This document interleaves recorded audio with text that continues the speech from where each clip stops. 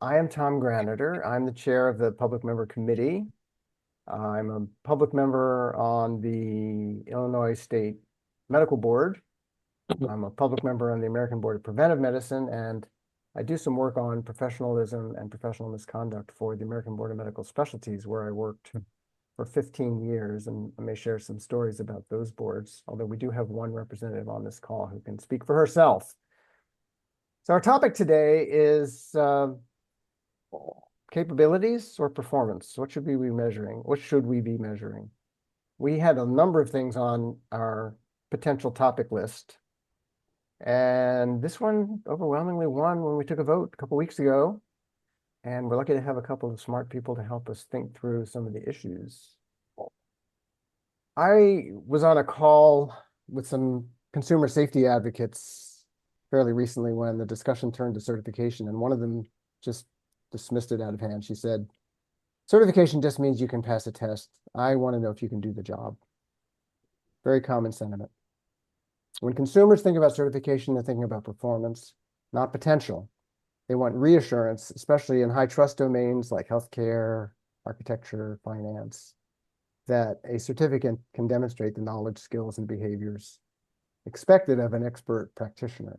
And certificates want the same thing. We fought a fight, probably still fighting it, but it doesn't seem as vicious as it was 10 years ago, to save an assessment component of our recertification program, which our boards had been doing for 45 years, family medicine and emergency medicine for 50 years. One of the top complaints was the authenticity of our assessments. They said, measure what we do, not what I know. And this has two dimensions. One is measuring performance in practice, and the other is capturing all the skills and behaviors in addition to knowledge that are core to professional expertise. The discussion we're going to have today gets to the heart of what we do as certifiers, how well the certification predict expert performance in practice. Do we have to measure actual performance to predict expert practice? And what's the future of knowledge exams? Would moving to performance assessment mean that we no longer have to measure knowledge at all? That issue came up on my board, and somebody said with confidence, we're not going to be measuring knowledge in the future. I don't actually believe that's true, but it's commonly said.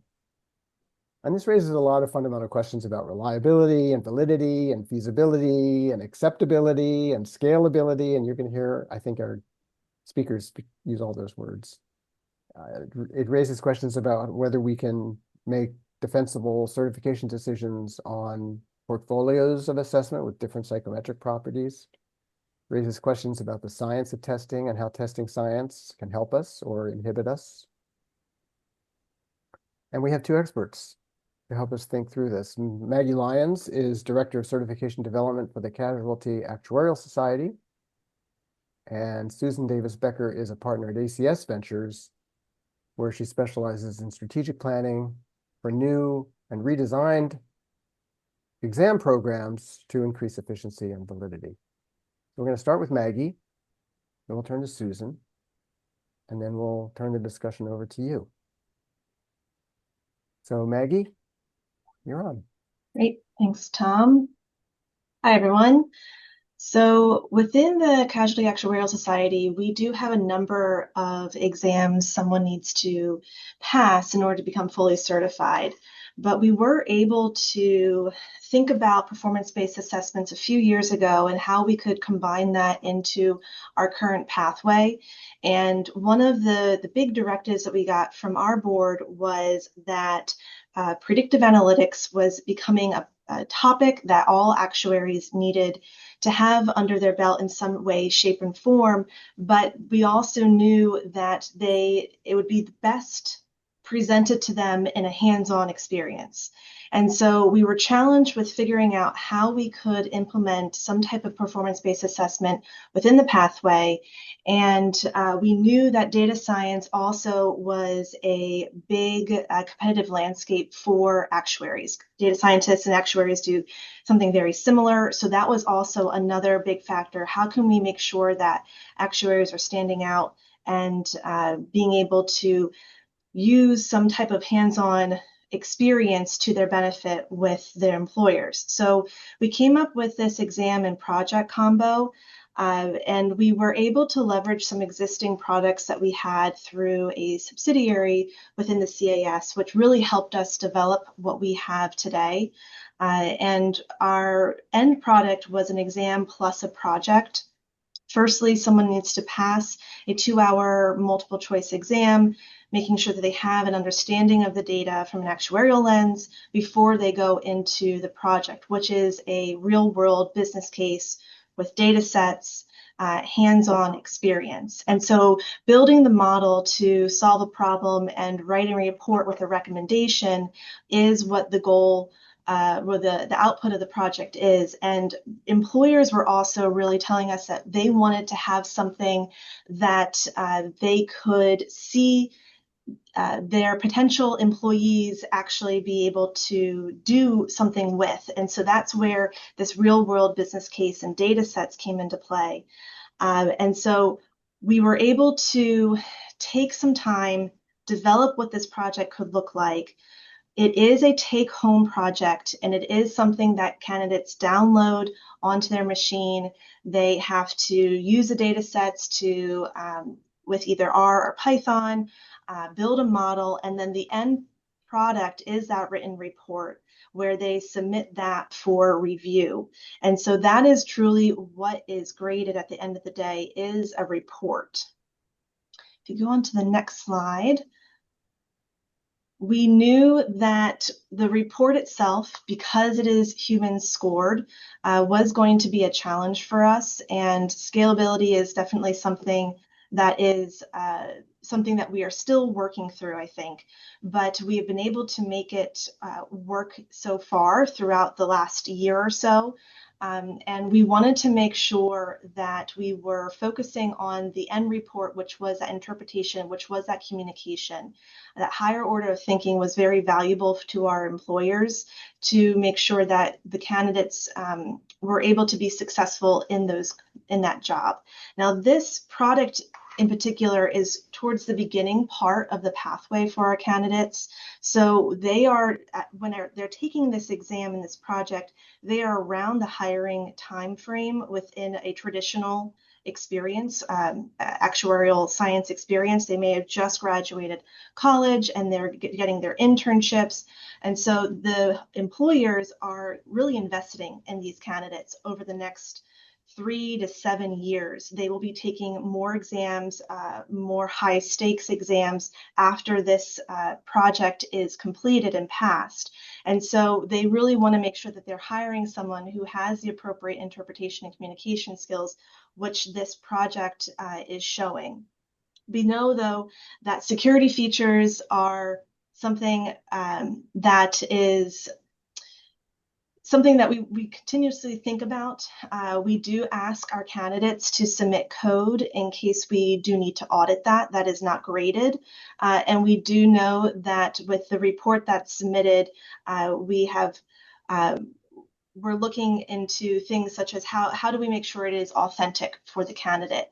AI has definitely come up over the past few years with conversation about that. But we know also that the one thing our candidates are very, I think, geared towards is our ethics, code of ethics and code of conduct. And so the code of ethics and code of conduct is something that we rely heavily on when someone is submitting for an application for us. And so that is something that we hold true currently, but we're always looking to see what additional risks that we need to consider. The next slide then goes into some of the additional questions that we are constantly asking ourselves. And so one thing that we were challenged with in the very beginning is this appropriate for practice? And so with the project itself, is that business problem something that someone will come into play when they are actually in a job? Will they actually be submitting a report such as that nature to higher ups, non-actuarial specific people? And so making sure that that was something top priority when we were developing the project was top of mind. does this project add value to the program? And the ultimate answer was yes for us. We thought it added a lot of value that candidates were able to get hands-on experience and show it in their resume. And then employers in particular were also able to have a little bit more understanding of exactly what that project output was instead of just a multiple choice exam. And then the feasibility, can you scale it? Can you afford it? The scalability of the grading, I think, is something that we are constantly tweaking to be more efficient. That is the one piece that has been, as the numbers continue to increase, I think something we are looking closely into. How can we ensure that we're scaling it appropriately for the grading period? And then the other questions we asked ourselves were related to stakeholder support. And so what feedback were we getting from each stakeholders, not only the employers, not only the candidates, but also the academics, because most of our candidates were coming directly from an academic perspective. And so how were the academics preparing our candidates for something like this? Do we need to prepare them differently than they would for a normal high stakes exam? And then we were always constantly asking our boards, our subcommittee of the boards, what additional things were we not thinking of as we were going through this product creation. So that's a high level overview of what we recently were able to introduce into the pathway. And I think one of the big things before I hand it over to Susan is it's not just a one and done project or for our credential itself. It is one step within the pathway, which I think was a little bit more palpable for our board as and our volunteers and our employers as we were looking to develop it. It's not just something that they would become fully certified just from this project.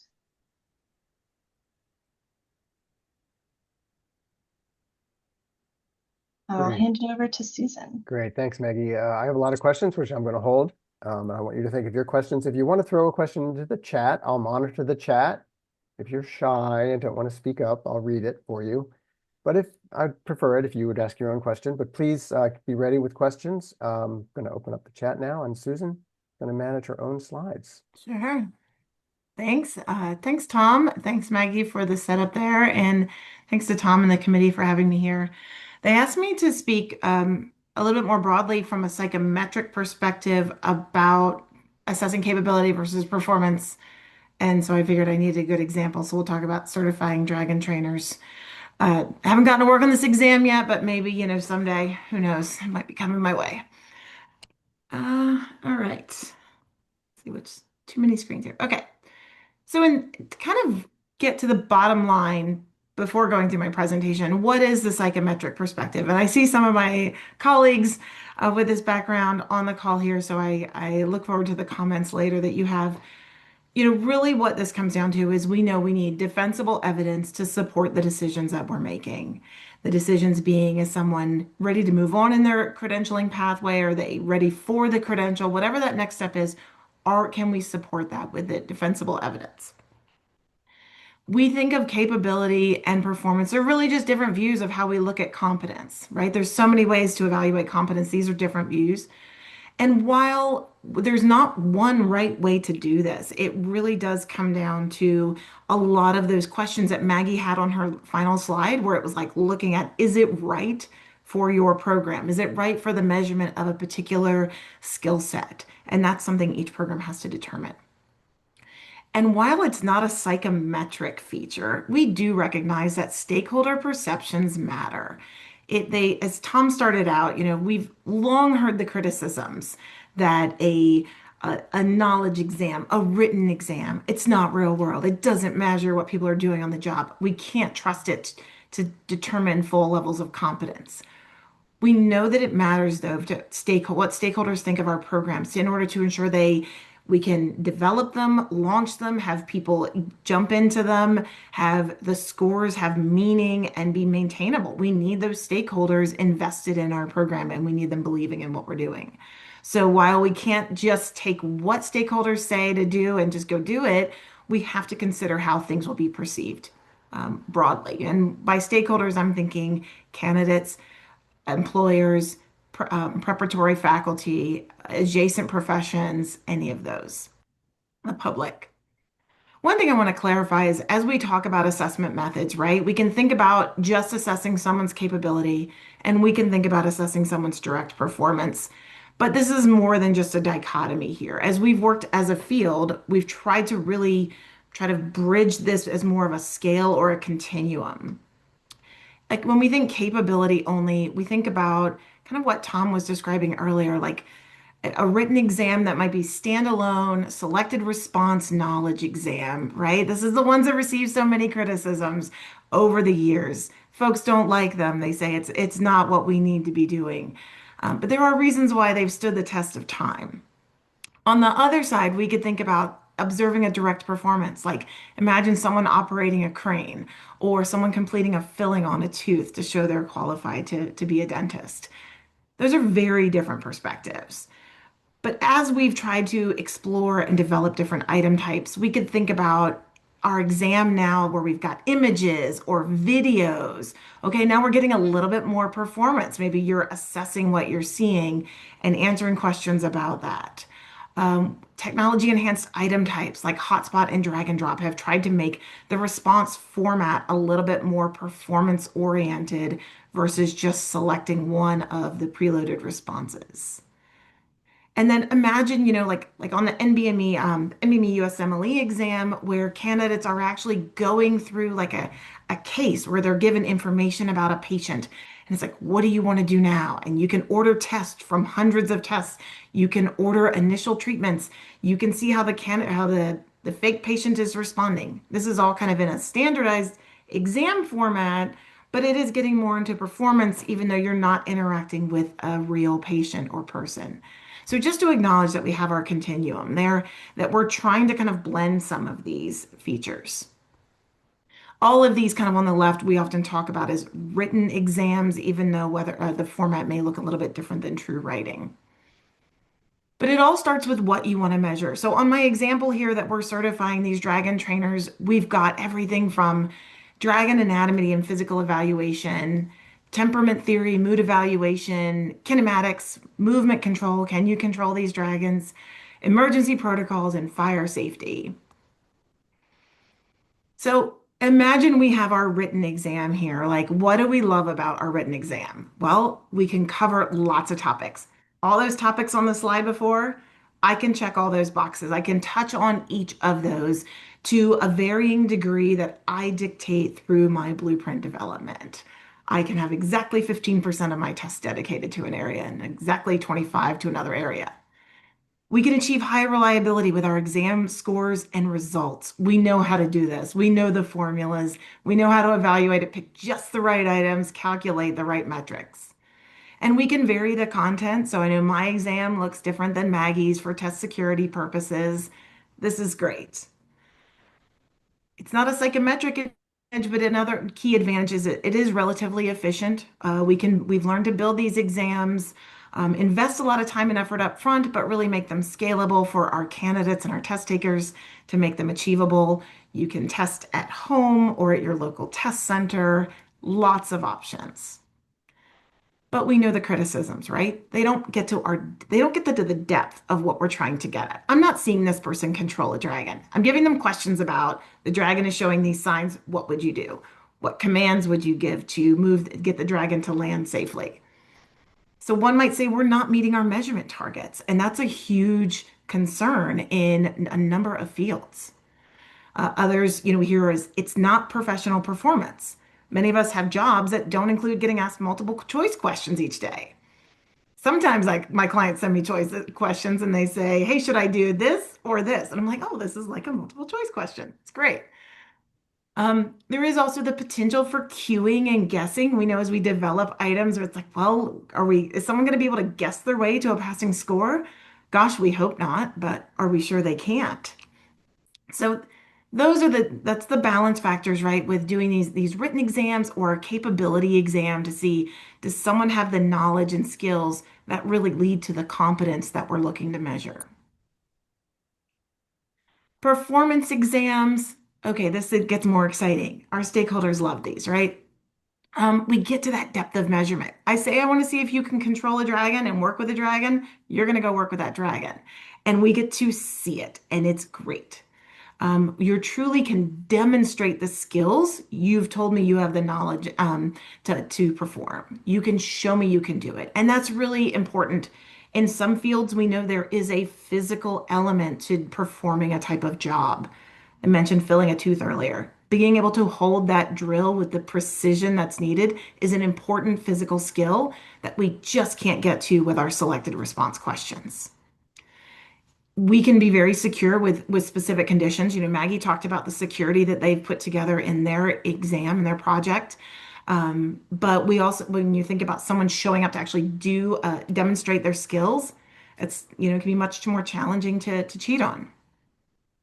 And as I mentioned, another advantage is very perceived as reflecting practice. Stakeholders really like this from an outside view.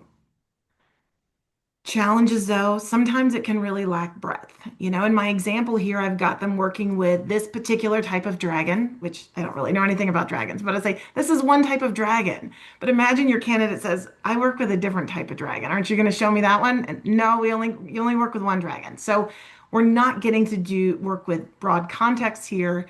I'm also in this exam. It's like, okay, we want you to soothe the dragon, get the harness on the dragon. Well, what about flight control? What about, you know, physical evaluation? Oh, we're not getting into that. We're working on this one task. So we might lack our opportunity for breadth. In some cases, if we're trying to standardize it, we may start to make things feel a little bit inauthentic. Tom mentioned the architects earlier is like, you know, being an architect, we want to see that demonstration. Years ago, the architect licensure exam included using like a computer automated software. They developed their own software, so it had the scoring behind it. It looked very real world. Go in and make these design adjustments. It got written up in so many different fields because of how authentic it appeared. Over time, though, the software became problematic. It's hard to maintain. And the candidates started to say, you know, I have to learn to use this software for the exam. I use a different one in my job. I could do it with my eyes closed, but now I've got to do this for the exam? What? That's not fair. And we know we can potentially have some bias from how we select those very specific tasks and potentially even from human grading. So we do our best to work around these challenges, but even with performance exams, we see these types of challenges that can certainly emerge and become, you know, more prevalent, even though from the outside these performance exams are highly viewed. So how do we choose? What do we do? What do we do? You know, going back to how Maggie wrapped up her presentation is it's about going through that evaluation and looking at what's right for your program and for what it is you're trying to assess. As I mentioned, we need defensible evidence for those decisions. So let's start with what is the decision that we're trying to make? How do we define competence? What is the risk of those competence elements? Where does that risk really lie? Is it in the physical skills? Is it in the knowledge and understandings? Where is the risk that we need to try and mitigate? What evidence can we use to support those decisions? Again, the reason why written exams in different formats have stood so long the test of time is because we've been able to do them efficiently for a number of programs and produce that evidence, but not for every program. Some areas we need to see the physical skill. You know, firefighters often have to demonstrate their physical ability to carry heavy weights up or down a ladder, navigate when visibility is not very good. We need to see those skills in action and not just the knowledge and understandings to make the judgments that go along with it. So ultimately, I ask, you know, we with groups I've worked through with this, we have to look at like which format can you defend with your evidence? You know, that you're measuring your targeted construct, that you have reliability and fairness evidence to support your exam results, and you can consistently implement it at scale. That's scale is often a huge part of it. And I think Maggie, you had that in your chart as well, is like we could come up with the best performance exam, but can we scale it in a way that's still accessible to our candidates? So ultimately, again, my answer here is that there's not one right solution. It's about working through these questions and saying, If we look at capability, what are we missing from physical skills, and are we okay with that risk? On the other hand, if we focus on the physical skills, what might be we be missing from either breadth or the range of expertise, and are we comfortable with that? Many times programs, if they can, they try to do some combination, and that's what Maggie was describing earlier, where there is an exam, and then you move into the more specific drill down on that one on the one performance. All right, so that's what I wanted to share, and I'll stop there. And yeah. That was great. Thanks, both of you. Very interesting. I do have some thoughts, but I want to turn to our guests and audience first to see if you guys have a question for either one or have a comment. I just have one of the themes I saw in both presentation was the concern about reviewer bias. Um, so I'm just wondering, I know I've talked to some people who are developing assessments for various disease type situations, and they're using artificial intelligence rather than human reviewers so that they get consistent responses, so that they think they get consistent responses. Um, so what do both of you think about that? I know you both listed the possibility and concern about reviewer bias. Maggie, do you want Yeah, to start? sure, I can go first. So for our human graders, we do make sure that there is a base understanding of who that minimally qualified candidate is, what exactly does the rubric say, and what exactly are those full credit, partial credit, no credit buckets. And then we also make sure that there are multiple people. It's not just one person reviewing the end output.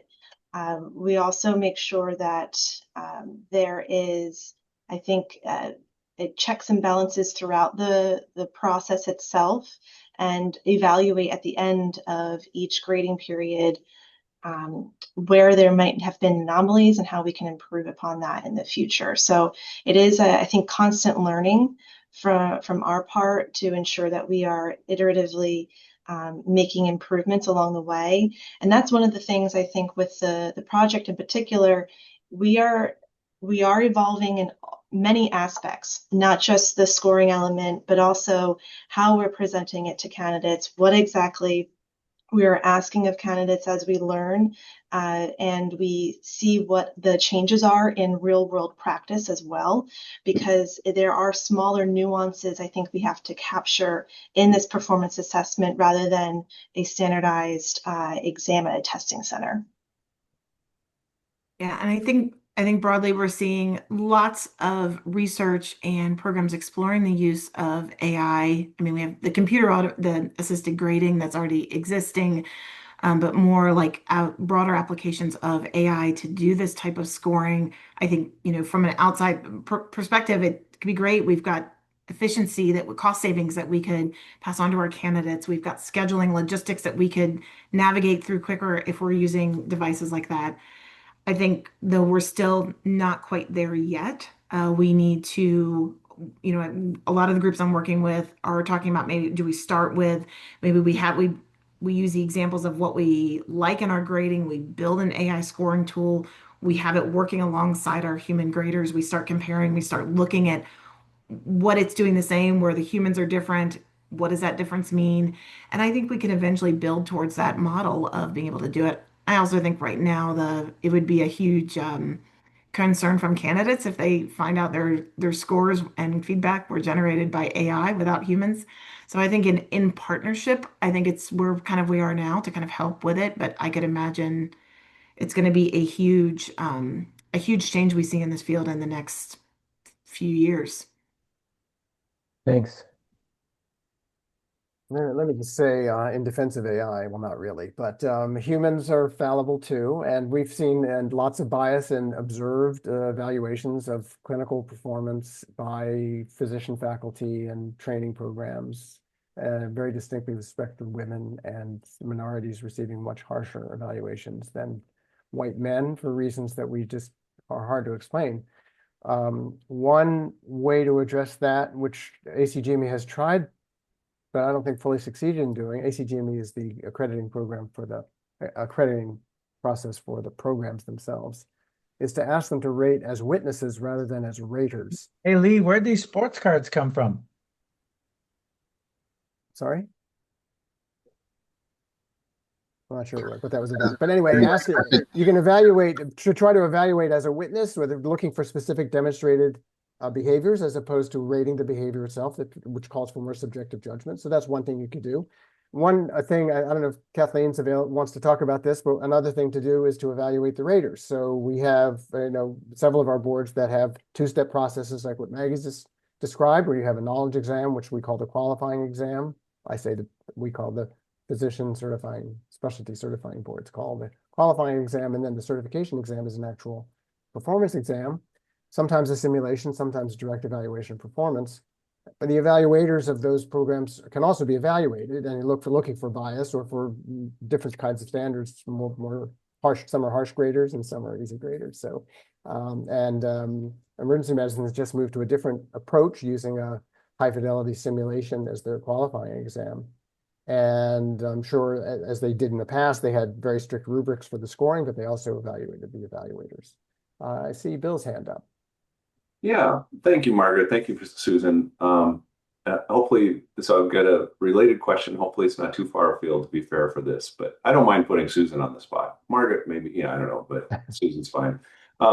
So I guess two-part question. One is something we're toying with is more the blend of assessment with good instructional design, learning design, proving competency of practice within the learning space, right? Even e-learning before you move on, and being able to grant a credential right out of that after you've proved it, you test confidence levels, everything else like that.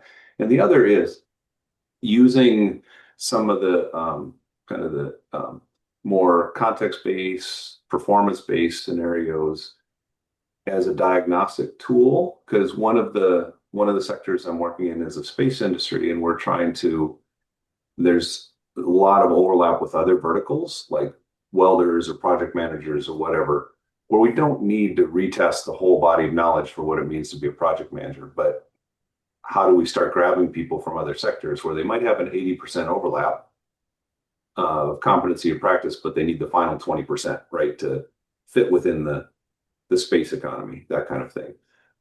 So I guess, sorry, it's a very complicated question. So there's two things, right? Kind of the blend of instructional design with granting assessments, and the other really is how, diagnostic feedback to kind of shore up. Because I know there's a number of fields where we want to grab people from other sectors that have a lot of the competencies, right? And we just need to shore those up. So Yeah. I would say like the first question about instructional design, I think a number of programs have credentialing programs have very specific prerequisites for eligibility, and some of those involve education, and maybe it's an accredited education program.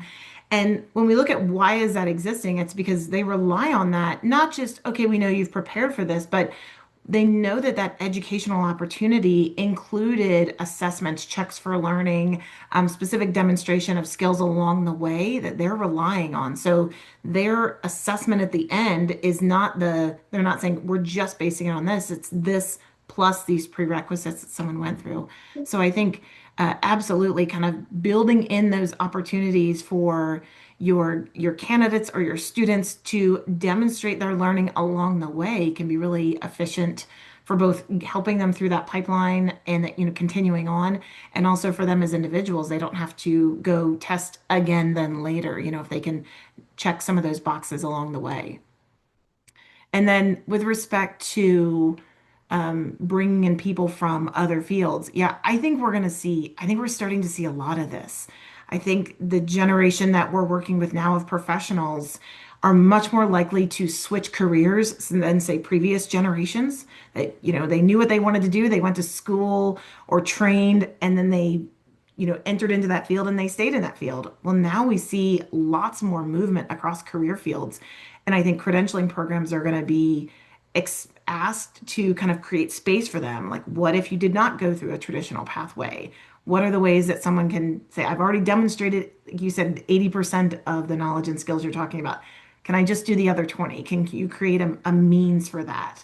So is that more modularized assessment opportunities? Is it, what does that really look like as compared to having requiring them to go through the full slate of testing again?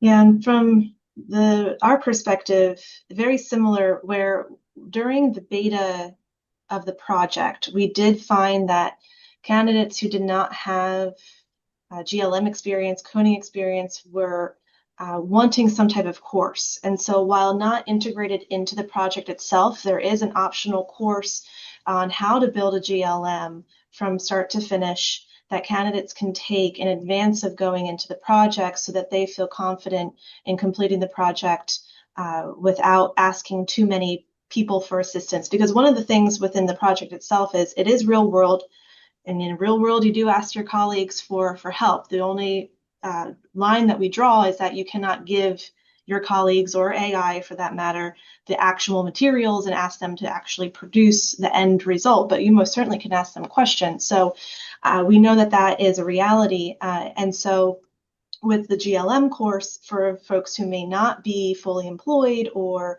who are new to predictive analytics, very new to predictive analytics, we have this GLM course that they can take before getting into the project.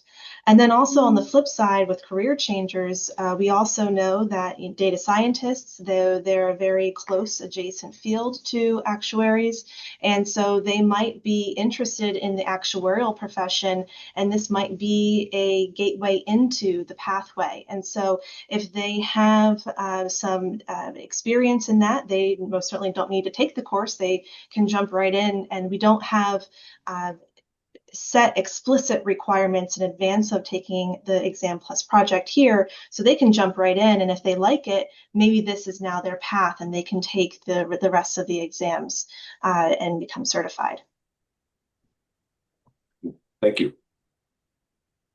That's Good very thought. interesting. We're beginning to see, and the board, I'm in the board of preventive medicine, and they have lots of adjacencies to other disciplines, medical disciplines, and we're having conversations about how we can take people out of that sort of linear pathway and try to create some sort of an off-ramp into another profession, because people are looking for new ways to change their careers. Zeno, and then Grady, and then I have a question. Okay, thanks. Really appreciate the presentation. I've got a couple of questions, but I wanted to say to Mark, for those of us who are old enough to remember 2001: A Space Odyssey, I think that's all the evidence we need that sometimes AI is not as foolproof as we would like it to be. But for my questions, um, particularly in the health professions, I think that demonstration of the knowledge as well as the skills is so very important. I was wondering if, from your experience, are there any professions where um, one or the other is not needed? It's just the exam demonstrating the knowledge sufficient for certification. And my other question is, well, I think it goes without saying that for initial certification, you want to demonstrate both that you have the knowledge to practice as well as the skills to practice, whether that's independently or with a team. Um, but when it comes to maintenance of certification, is one or the other more important? Should the skills demonstration be more important for that maintenance of certification, or is it the knowledge, or again, is it both? And I appreciate y'all's perspectives on that. Thank you.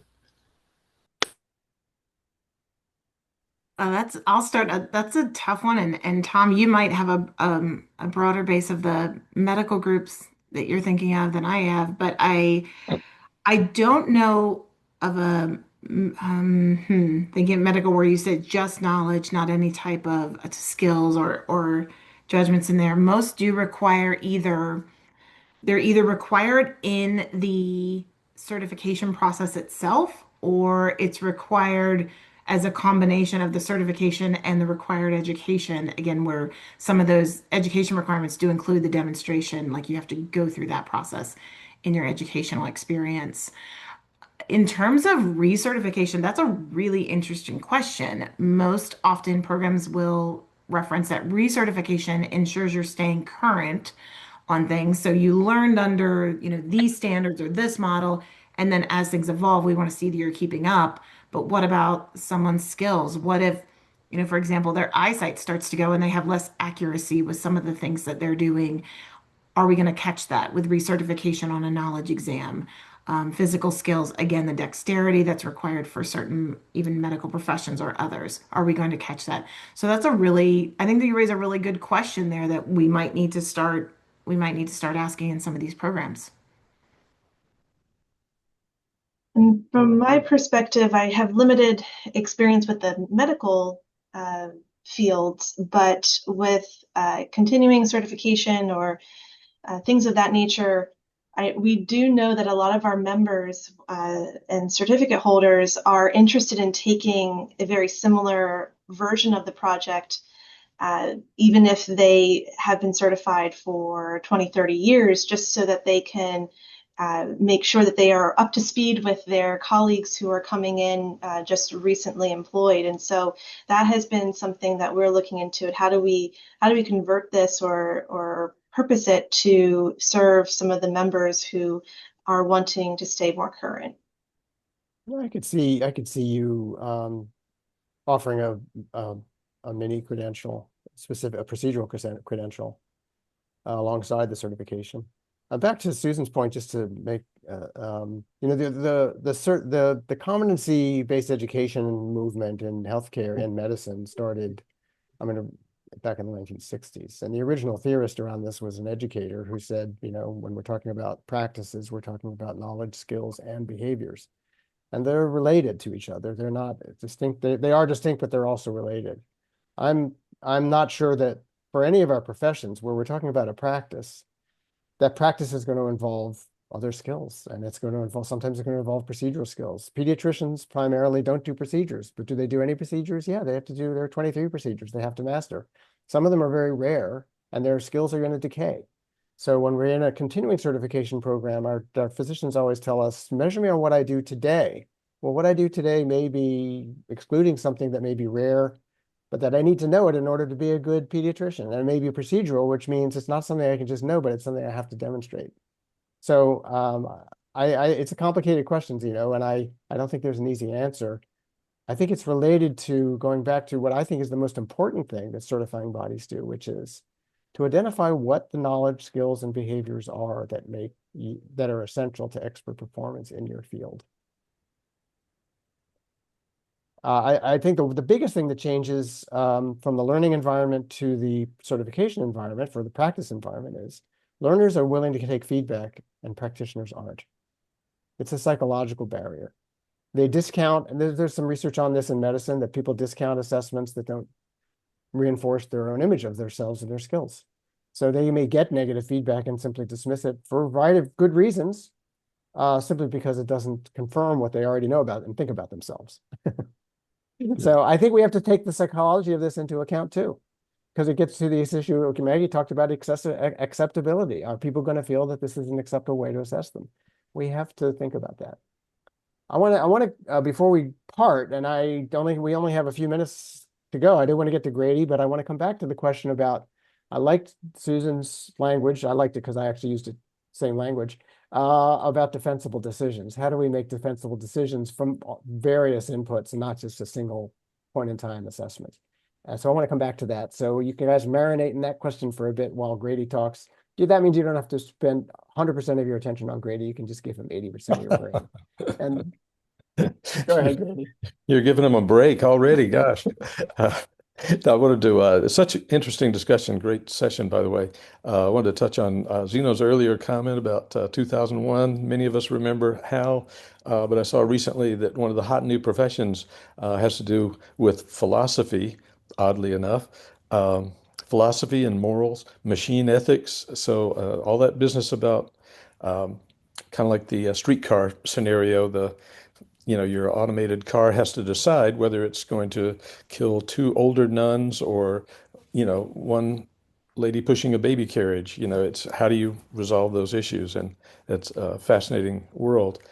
With regard to onboarding and changing I'm professions. not sure where Grady's going with this, but Susan, this one's yours too. So I don't I'm switching Thanks, topics Bill. now, know. but All right. Sorry, yeah. Grady. Go ahead.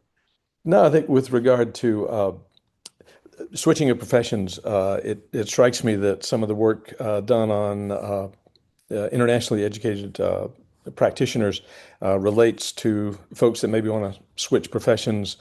Some work I've done with in British Columbia with Inspire Global Assessments. They've got a test they call a triple track that I think will make a lot of psychometricians very nervous. But the idea is that folks that are coming from other countries or maybe re-entering practice can take a single exam and it will evaluate their knowledge in different areas. In this case, nursing usually. Are they qualified to be a healthcare assistant? Are they qualified to be an LPN? Are they qualified to be an RN? And identify knowledge gaps for each of those so that you can come and you can start work onboarding in some area, but with the idea that, okay, here are knowledge gaps you need to fill in order to move to the next level up. So I think that's an approach we may see more of as we think about workplace issues, workforce issues, and trying to fill vacancies. And finally, because I'm in a hurry, we'll talk about. I think the whole issue, it's fascinating. I think it's worth thinking about approaches such as they take in the UK with like a responsible officer approach, kind of what we'd call a portfolio approach, where you're gathering information on real-time practice from a variety of sources, again, making psychometricians very nervous. And how do you standardize this if you're working across several different systems? But the data is very rich and it relates directly to what folks are doing in practice from sources like what we'd call a 360, what others might call multi-source feedback, patient questionnaires, employee evaluations. All this real world data can be increasingly captured more easily, I think, with increased automation, maybe up to and including data scraping from electronic medical records. Are you following best practices without having to have additional work by healthcare practitioners? All of this data we can gather to try and decide if that person's staying current. And I think it's worth looking at and is a step away from our good old MCQ. But And Grady, I agree with you. I think this, while it might make us a little nervous, I still think we have to evolve in this direction if we're going to survive, right? Because if we keep psychometrics in a box and say this is the only way you can do it, then Claude will be doing it for us by the end of the day. If we say this is the yeah. one way. I do think, we are going to see more and more like calls for looking at practice, work evidence and stuff. And so I know there's some groups out there that are, we're working with one that are actively pursuing this as an opportunity to not only create an easier means to the credential, but also to attract people from different fields and say, hey, you're already doing this stuff. So show us you're doing this and then go do the other stuff or go learn the other stuff, as you said, and then fill in those gaps and then come join our profession. And so I think we're going to be seeing more and more of that. Definitely. And we've just got to rise to the challenge and be ready for it. Mhm. And I think that comes to a higher question of, is that the role of the credentialing body? Is that the role of the employer? And that's always a conversation that I feel like I run into a lot, is that portfolio that you're accumulating. Is that the hiring manager's job to figure out that you have all of this stuff? Can it be a one-stop shop at the credentialing association you obtain your certification at? And where is that balance? So you can't always have, for example, is it the credentialing association's uh, rule and responsibility to make sure that you have some of those soft skills? And now for the project in particular that we have, it does assess communication skills, which is more challenging, of course, to assess. But what about the other soft skills? How about that leadership aspect? And so where does a credentialing body stop and the employer pick up? Does there need to be a line? Some of the bit larger firms, some of the larger companies do a great job to having an all-inclusive employee, but not everyone works at a 5,000 plus company, global company. And so where's the fairness there when someone goes from a larger company to a smaller company, and vice versa? Is it harder to get into a larger company since you don't have that support from an employer, a previous employer? Really, really good points. So I had a question really about how we make defensible decisions based on these portfolios, but I want to back into that actually to pick off to take from something you've been saying, Margaret, which is Maggie, which is what's the expectation? What do we see in the certificate?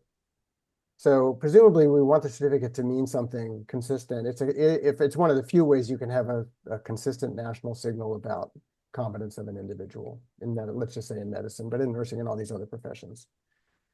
So it has a meaning in the public mind, it has a meaning. And it's not helpful if it's actually, there's a huge amount of variation within that certificate. So we want to try to standardize to some degree what we see, what we're certifying.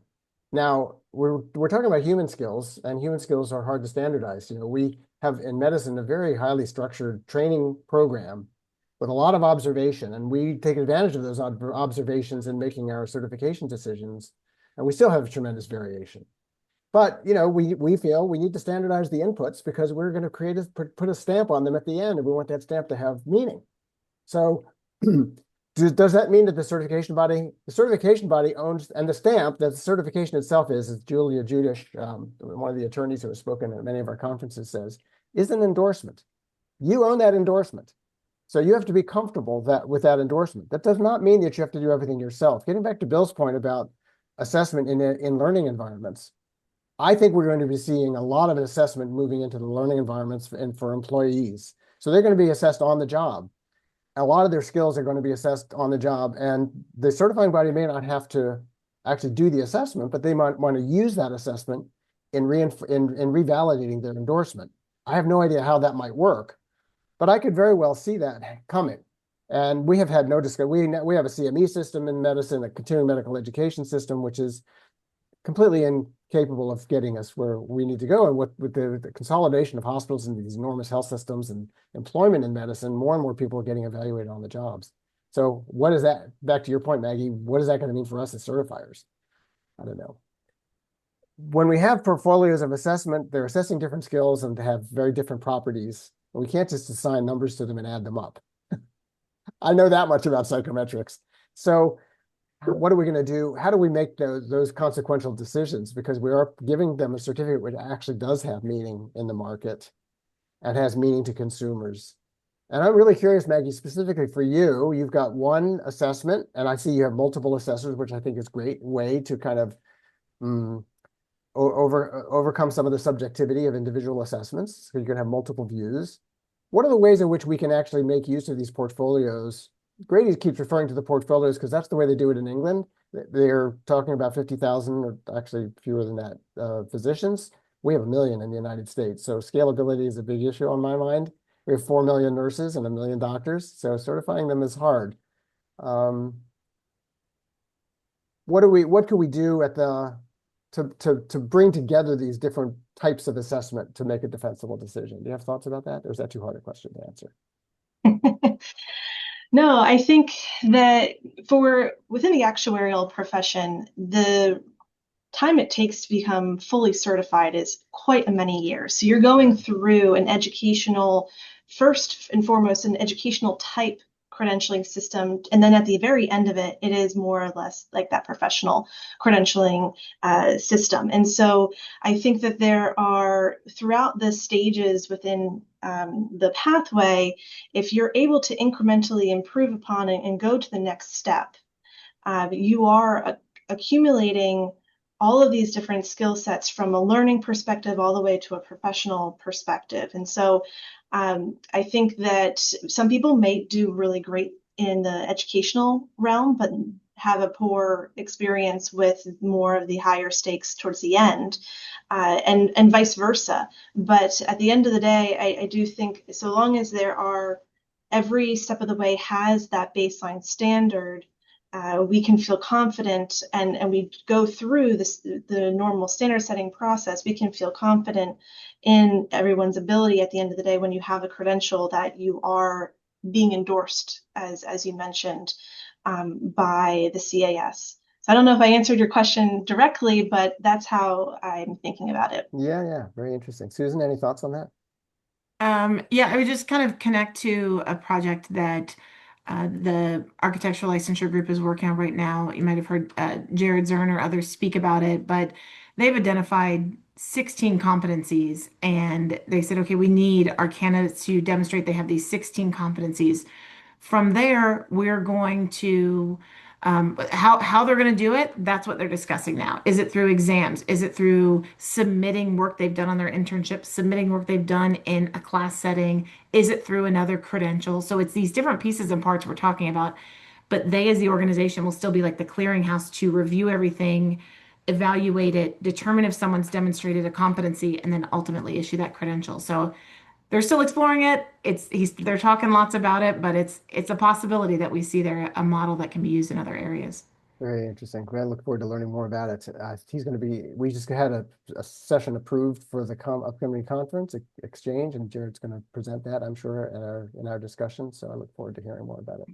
Great. Anybody have another question to ask our wonderful presenters before we close? Just one quick general question about barriers. What barriers are there to any of these particular approaches that jump out at you? In my experience, I know I've worked with populations that are really great in performing what they should be performing and horrible on written tests, and vice versa.